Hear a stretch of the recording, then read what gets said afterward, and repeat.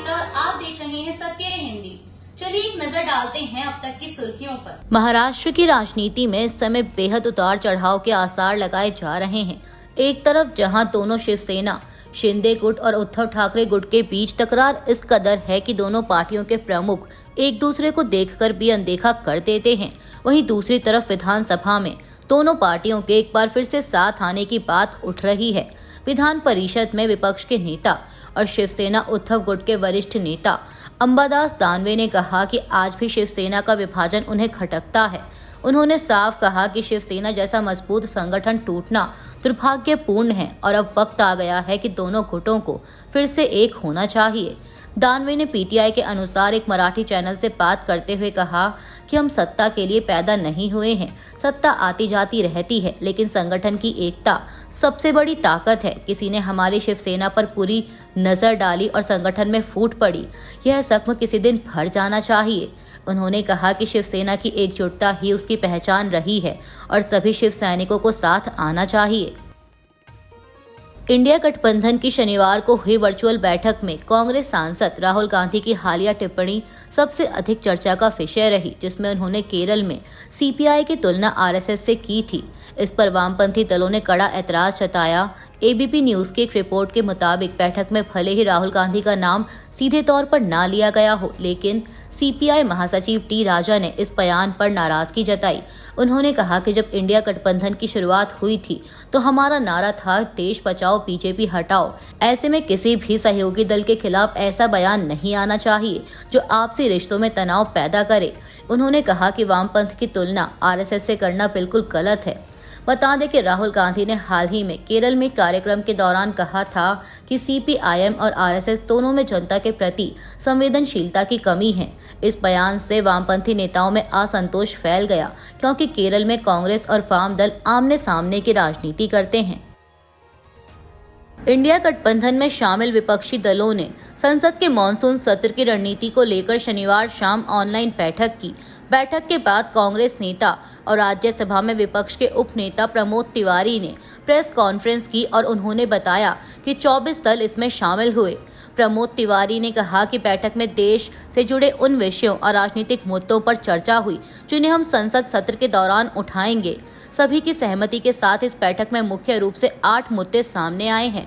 पहलगाम हमला, ऑपरेशन सिंदूर, युद्ध विराम और ट्रेड को लेकर अमेरिकी राष्ट्रपति डोनाल्ड ट्रंप का बयान, बिहार में एसआईआर के नाम पर हो रही वोटबंदी, विदेश नीति का विषय, परिसीमन, देश में दलित, पिछड़े, आदिवासी, महिला और अल्पसंख्यक वर्गों पर अत्याचार के मुद्दों को प्रमुखता से उठाने का फैसला हुआ। समाचार एजेंसी पीटीआई के मुताबिक बैठक में कांग्रेस संसदीय दल की प्रमुख सोनिया गांधी, कांग्रेस अध्यक्ष मल्लिकार्जुन खड़गे, पूर्व अध्यक्ष राहुल गांधी, टीएमसी महासचिव अभिषेक बनर्जी, समाजवादी पार्टी के रामगोपाल यादव, उद्धव ठाकरे, आरजेडी नेता तेजस्वी यादव, झारखंड के मुख्यमंत्री हेमंत सोरेन, जम्मू कश्मीर के मुख्यमंत्री उमर अब्दुल्ला और सीपीआईएम लिबरेशन के महासचिव दीपांकर भट्टाचार्य सहित कई नेता शामिल हुए। कांग्रेस के वरिष्ठ नेता और सांसद शशि थरूर ने पार्टी से चल रहे मतभेदों पर खुलकर अपनी बात रखी है। ऑपरेशन सिंदूर पर मोदी सरकार का समर्थन करने वाले शशि थरूर ने कहा कि नेताओं को दल की तुलना में राष्ट्रीय सुरक्षा को ज्यादा प्राथमिकता देनी चाहिए।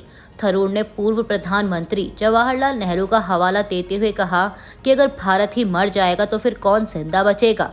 कांग्रेस सांसद ने सोशल मीडिया पर एक वीडियो पोस्ट करते हुए लिखा कि आज कोच्चि में हाई स्कूल के छात्र ने मुझसे एक जरूरी सवाल पूछा। हालांकि मैं पब्लिकली ऐसी चर्चाओं से दूर रहता हूं, लेकिन मुझे लगा कि इसका जवाब देना चाहिए। उन्होंने कहा कि जब मेरे जैसे लोग कहते हैं कि वह अपनी पार्टियों का सम्मान करते हैं, तो हमारे कुछ कायदे और विश्वास होते हैं जो हमें हमारी पार्टियों से जोड़े रखते हैं, लेकिन राष्ट्रीय सुरक्षा के मुद्दे पर हमें अन्य दलों और सरकार के साथ मिलकर काम करने की आवश्यकता होती है। शशि थरूर ने कहा कि कभी कभी हमारे कुछ कामों या बयानों से पार्टी को लगता है कि ये उनके प्रति वफादारी को कम करता है, लेकिन मेरे हिसाब से भारत सर्वोपरि है। राजनीतिक पार्टियां भी राष्ट्र को बेहतर बनाने के ही माध्यम हैं। इसलिए मेरे विचारों में आप चाहे जिस भी पार्टी में हो, उसका मकसद एक बेहतर भारत का निर्माण ही होना चाहिए। यूक्रेन के राष्ट्रपति व्लादिमीर जेलेंस्की ने कहा है कि वो रूस के साथ संघर्ष विराम पर बातचीत के लिए तैयार हैं और यह बातचीत अगले सप्ताह आयोजित की जा सकती है। उनका यह बयान उस समय आया है जब रूस और यूक्रेन युद्ध तीसरे वर्ष में प्रवेश कर चुका है और दोनों पक्षों को मानवीय, सैन्य और आर्थिक रूप से भारी नुकसान हो चुका है। जेलेंस्की ने कहा कि हम रूस के साथ संघर्ष विराम पर आगे बढ़ने के लिए तैयार हैं। अगर ईमानदारी से बातचीत होगी तो यूक्रेन भी गंभीरता से शामिल होगा। उपराष्ट्रपति जगदीप धनखड़ ने पहलगाम में हुए हमले के बाद भारत की ओर से पाकिस्तान पर की गई कार्रवाई के बारे में प्रतिक्रिया देते हुए कहा है कि ऑपरेशन सिंदूर अभी खत्म नहीं हुआ, ये जारी है। जगदीप धनखड़ ने शनिवार को भारतीय रक्षा संपदा सेवा के 2024 बैच के ट्रेनी अधिकारियों को संबोधित किया। इस दौरान उन्होंने कहा कि हमने सबक सिखाया, वह भी अच्छी तरह सिखाया। बहावलपुर और मुरीदके को चुना और फिर फिलहाल के लिए उसे खत्म कर दिया।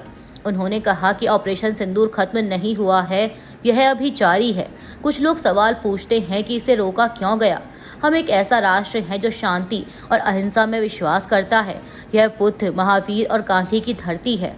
हम तो जीव जंतुओं को भी मारना नहीं चाहते, फिर हम इंसानों को कैसे निशाना बना सकते हैं। उपराष्ट्रपति ने कहा कि बाहरी कहानियों से प्रभावित ना हो। एक संप्रभु राष्ट्र के रूप में इस देश में सभी फैसले इसके नेतृत्व की ओर से लिए जाते हैं। दुनिया में कोई ताकत नहीं जो भारत को यह बताए कि उसे अपने मामले कैसे संभालने हैं। बिहार में 125 यूनिट तक मुफ्त बिजली पर उत्तर प्रदेश के ऊर्जा एवं शहरी विकास मंत्री और भाजपा नेता ए.के. शर्मा का बयान चर्चा में आ गया है। दरअसल ए.के. शर्मा ने शनिवार को पत्रकारों से बात करते दौरान फ्री बिजली पर कहा कि बिहार में फ्री है, लेकिन बिजली आएगी तभी न फ्री होगी। उन्होंने आगे कहा कि बिहार में न बिजली आएगी न बिल आएगा। बता दें कि बिहार में इस वक्त एनडीए की सरकार है जिसमें भाजपा भी शामिल है और बिहार के मुख्यमंत्री नीतीश कुमार ने गुरुवार को घोषणा की है कि 1 अगस्त से सभी घरेलू उपभोक्ताओं को 125 यूनिट तक बिजली का कोई पैसा नहीं देना पड़ेगा। नीतीश कुमार ने यह ऐलान ऐसे समय में किया है जब इस साल के आखिर में बिहार में विधानसभा चुनाव होना है। बिहार के अपर पुलिस महानिदेशक कुंदन कृष्णन ने किसानों पर की गई अपनी टिप्पणी पर सफाई देते हुए कहा है कि उनके बयान को तोड़ मरोड़कर पेश किया गया। उन्होंने कहा कि मेरे बयान का मतलब यह नहीं था कि हमारे देश के किसान भाई और अन्नदाता का किसी तरह से आपराधिक घटनाओं से कोई लेना देना है। किसान हमेशा हमारे सम्मान के पात्र हैं और रहेंगे। मेरे पूर्वज भी सभी किसान थे। मैं अपने गांव और कृषक समाज से गहरा संबंध रखता हूं और जुड़ा हूं। प्रत्येक आपराधिक घटनाओं के पीछे सिर्फ अपराधी होते हैं, उनका जाति या कोई धर्म नहीं होता। मेरे मन में किसान के प्रति काफ़ी आदर भाव है, लेकिन फिर भी मेरे वक्तव्य से किसी को भी ठेस पहुंची है तो इसके लिए मुझे खेद है। मैं इसके लिए क्षमा प्रार्थी हूं। बता दें कि हाल ही में कुंदन कृष्णन का एक वीडियो सोशल मीडिया पर वायरल हुआ था। इसमें वह कह रहे थे कि हाल ही में कई हत्याएं होती हैं पूरे बिहार में। अप्रैल, मई और जून में वर्षों से अधिक हत्याएं होती आई हैं। जब तक बरसात नहीं होती यह सिलसिला जारी रहता है क्योंकि अधिकतर किसानों को कोई काम नहीं रहता। बरसात होने के बाद कृषक समाज के लोग व्यस्त हो जाते हैं और घटनाएं घटती हैं। ओडिशा के पुरी जिले में शनिवार को एक नाबालिग छात्रा को 3 अज्ञात युवकों ने आग लगा दी थी। छात्रा को भुवनेश्वर स्थित एम्स में भर्ती कराया गया। एम्स के डिपार्टमेंट ऑफ बर्न के एचओडी और डॉक्टर संजय गिरी ने समाचार एजेंसी एएनआई को बताया कि छात्रा की हालत गंभीर है। उन्होंने बताया कि छात्रा 70 से 75% तक जल गई है और हम उन्हें फ्लूइड ट्रीटमेंट दे रहे हैं। मरीज अभी आईसीयू में भर्ती है। छात्रा के इलाज के लिए कमेटी बनाई है जिसमें 12 डॉक्टर और 2 नर्सिंग ऑफिसर हैं। ओडिशा के बालासोर में कॉलेज छात्रा के आत्मदाह का मामला भी शांत भी नहीं हुआ कि अब पूरी जिले में एक और दिल दहला देने वाली घटना ने पूरे राज्य को झकझोर कर रख दिया है। शनिवार को 15 साल की नाबालिग लड़की को 3 अज्ञात बदमाशों ने पेट्रोल जैसी चीज डालकर जिंदा जला दिया। यह घटना निम्पाड़ा ब्लॉक के पलंगा थाना क्षेत्र के अंतर्गत ब्याबर गांव में हुई जब लड़की अपनी सहेली के घर जा रही थी। स्थानीय लोगों के मुताबिक लड़की को एक सुनसान रास्ते में रोका गया और इस वारदात को अंजाम दिया गया। लड़की की मां की शिकायत पर पुलिस ने मामला दर्ज कर जांच शुरू कर दी है। सीरिया के अंतरिम राष्ट्रपति अहमद अल शरा के तत्काल युद्ध विराम की घोषणा के बावजूद दक्षिण सीरिया में सांप्रदायिक झड़पें जारी हैं। अल्पसंख्यक समुदाय द्रूज और खानाबदोश समुदायों के बीच पिछले 1 हफ्ते से हिंसा जारी है। दोनों समुदाय ने एक दूसरे पर अत्याचार करने के आरोप लगाए हैं। सीरिया के अंतिम राष्ट्रपति अहमद अल शरा ने सरकारी बल तैनात किए थे, लेकिन उन पर द्रूज समुदाय पर हुए हमले में शामिल होने के आरोप लगे। हिंसा में अब तक 900 से अधिक लोगों के मारे जाने की खबर है। मीडिया रिपोर्ट्स के मुताबिक इसराइल ने सीरिया की राजधानी दमिश्क में स्थित रक्षा मंत्रालय और सरकारी बलों पर हमला कर कहा था कि वह ऐसा द्रूज समुदाय की रक्षा के लिए कर रहा है। अभी के लिए बस इतना ही। बाकी की खबरों के लिए बने रहिए सत्य हिंदी के साथ। Copyright disclaimer under Section 107 of the Copyright Act 1976. Allowance is made for fair use for purposes such as criticism, comment, news reporting, scholarship, and research. Fair use is a use permitted by copyright statute that might otherwise be infringed.